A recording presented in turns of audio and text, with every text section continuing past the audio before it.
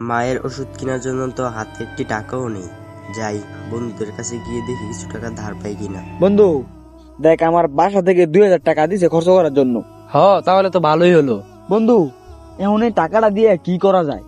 আচ্ছা দাঁড়া, ভেবে দেখি।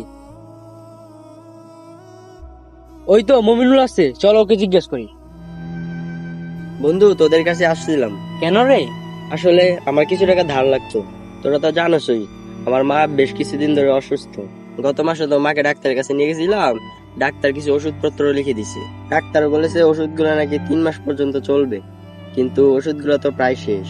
আর তোরা তো জানিসই, আমি যে টাকা ইনকাম করি এই টাকা দিয়ে আমার পরিবারও চলে না।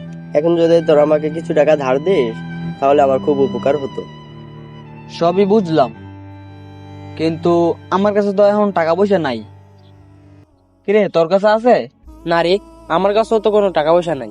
শুনলি তো, আমাদের কাছে এখন কোনো টাকা পয়সা নাই। দেখ অন্য কোথাও থেকে ম্যানেজ করতে পারিস কিনা। আচ্ছা তাহলে থাক, যাই।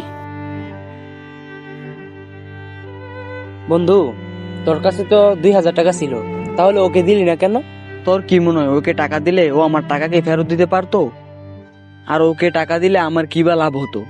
যদি লাভের হিসাবে করিস তাহলে শোন, কোন কোন ক্ষেত্রে টাকা ধার দিলেও দানের চেয়ে বেশি সওয়াব হয়। রিয়ালি? আমার তো এটা জানা ছিল না। আচ্ছা নে, এই 2,000 টাকা তুই ওকে দিয়ে দিস। আচ্ছা ঠিক আছে, চল আমরা যাই। সামর্থ্য থাকলে কাউকে ধার দিন, হয়তো আপনার সামান্য একটু ধারই কারো মা বাবার জীবনটা বাঁচতে পারে।